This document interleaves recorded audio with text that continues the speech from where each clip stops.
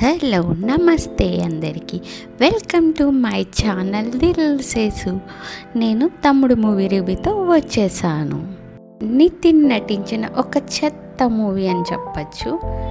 Sorry ఇలా అంటున్నందుకు. కాకపోతే నిజంగా ఎలా స్టోరీని యాక్సెప్ట్ చేశారో నితిన్ అసలు అర్థం కావట్లేదు. నాకు ఈ సినిమా వెళ్ళడానికి ఫస్ట్ ఇంప్రెషన్ ఏంటంటే తమ్ముడు అనే టైటిల్, దాని కింద అక్క తమ్ముళ్ళ సెంటిమెంట్ అని ఆకట్టుకుంది. అందుకని వెళ్ళాను. కానీ మామూలుగా ఈయన సినిమాలంటే అసలు వెళ్ళేదాన్ని కూడా కాదేమో.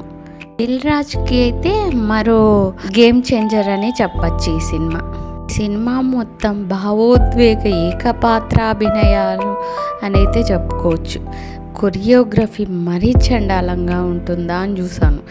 ఇందులో హీరో చెయ్యి ఫ్రాక్చర్ అయ్యి అలా డ్యాన్స్ చేస్తే హీరోయిన్ కూడా సేమ్ టు సేమ్ అలానే చెయ్యి పట్టుకొని డ్యాన్స్ వేస్తుందంటే అది ఎలా కనెక్ట్ అవుతుందో కూడా అర్థం కావట్లేదు.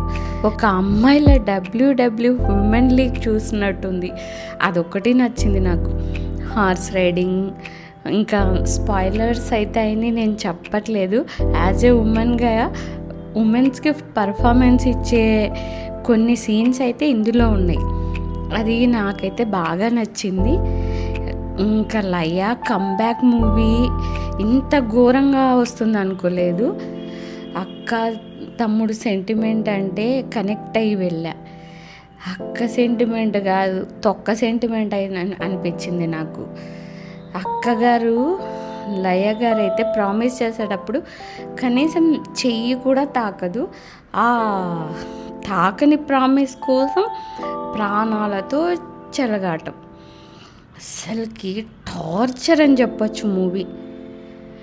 అమ్మ, బలహీనమైన పాత్రలు, over action fighting, hype elements, cinema స్లోగా వెళ్ళడం, అసలు బోరింగ్ మూవీ మొత్తం. నేనైతే ఈ సినిమాని సజెస్ట్ చేయదలుచుకోలేదు. ఇంకేమంటే సాంకేతిక అంశాలకు వస్తే సినిమాటోగ్రఫీ, అటవీ ప్రదేశాల యాక్షన్ సన్నివేశాలతో బాగుంది. బ్యాక్గ్రౌండ్ మ్యూజిక్ అయితే విలన్ కాదు, నేను చచ్చిపోయే థియేటర్లో. మీకు కనుక ఈ వీడియో నచ్చినట్టయితే లైక్ చేయండి, షేర్ చేయండి, సబ్స్క్రైబ్ చేయండి. మీ Dil Sesu. Thank you for watching.